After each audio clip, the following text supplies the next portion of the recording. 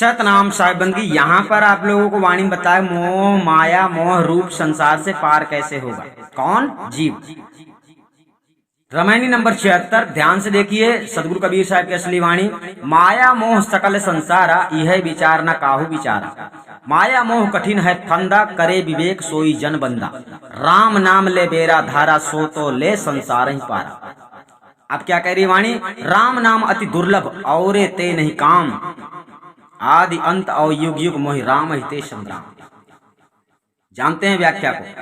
इस संसार में माया और मोह का बंधन बड़ा कठिन है, इससे छूटना साधारण बात नहीं है। ध्यान रखना, साधारण बात नहीं है। इस विषय के विचार को किसी ने नहीं विचारा। माया और मोह का फंदा अर्थात बंधन बड़ा कठिन है। जो विवेकी होगा वही भक्त जन परमात्मा का दास बनेगा।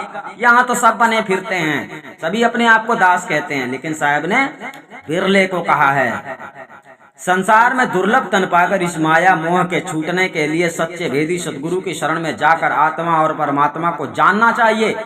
साहब क्या कहते हैं, क्या कह रहे हैं? आत्मा परमात्मा को जानना चाहिए। लेकिन पाखंडियों के पास चले जाओ तो इनसे पूछ लो कि परमात्मा को प्राप्त करने के लिए कौन सा मंत्र चाहिए, कौन सा नाम चाहिए। इनसे जाके नाम ले लो, मंत्र ले लो, जपते रहो, आत्मज्ञान कभी होगा नहीं। पाखंडी लोगों का यही काम है। लेकिन साहब क्या कहते हैं? सच्चे, सबसे पहले तो देखो सच्चे सच्चे आपने ये बीजक अगर कबूल नहीं किया, कबीर साहब की असली ज्ञान को कबूल नहीं किया, तो फिर पाखंडी को ही कबूल करोगे, और पाखंडियों को कबूल करोगे, उसका परिणाम क्या होगा खुद समझ जाओगे। इस सर्वोत्तम आत्म कल्याण कारक सद्विचार की तरफ किसी का ध्यान नहीं जाता है। अतएव सुर दुर्लभ मानव तन पाकर प्राप्त कर भी माया के फंदे में पड़कर जीव अनंत काल दुख सागर में उतराता डूबता रहता है। सदगुरु कहते हैं कि जो भाग्यशाली पुरुष विवेकी होता है अर्थात असत्य को त्याग कर सत्य को ग्रहण करता है, वही बंदा बंदनीय होता है और वही परमात्मा का दास बन सकता है, क्योंकि वह सत्य पुरुष परमात्मा का सच्चा दास होकर उक्त माया के बंधन को काटने के समर्थ हो जाता है। ठीक है। सर्व चेतन आत्माओं के निरंतर रमा हुआ जो अकह सत्य नाम सार शब्द परमात्मा है, उसके प्राप्ति का भेद किसी भेदी सदगुरु से लेकर उसको प्राप्ति के लिए श्रद्धा पूर्वक साधन अभ्यास रूपी जहाज को धारण करो। ठीक है। तो वह साधन अभ्यास रूपी जहाज तुमको लेकर संसार से पार कर देगा। अब ये संसार से ये जहाज कौन सा है? ये जहाज है सत्य कर्म। ध्यान रहे, सत्य कर्म। अगर आपने दुष्कर्म किया है तो उसका परिणाम बुरा होगा, सत्कर्म किया है तो उसका परिणाम अच्छा होगा। उसी सत्कर्म के जहाज पे चढ़ना है आपको। जो जिज्ञासु विवेकी भक्तजन उस अकह सत्यनाम सार शब्द परमात्मा के प्राप्ति के लिए ज्ञान भक्ति संयुक्त साधन अभ्यास रूपी जहाज को धारण कर लेता है। ज्ञान भक्ति संयुक्त साधन, ध्यान रखना, ज्ञान सबसे पहले ज्ञान। ठीक है।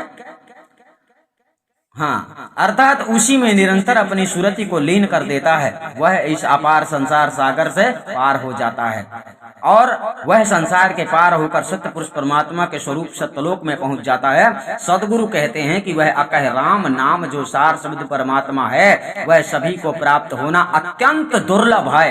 साहब ने क्या बताया? सभी को प्राप्त होना अत्यंत दुर्लभ है, लेकिन इस बात को कोई विचार नहीं करता है। कोई सोचता है बस जहाँ 2 करोड़ शिष्य वहाँ चलो, जहाँ पर 2 लाख लोग चले गए हैं उनकी शरण में चलो, वहाँ पे बहुत भीड़ है। साहब ने क्या कहा? वह सभी को प्राप्त होना अत्यंत दुर्लभ है। क्यों? क्योंकि भेदी सतगुरु सबको देते ही नहीं है।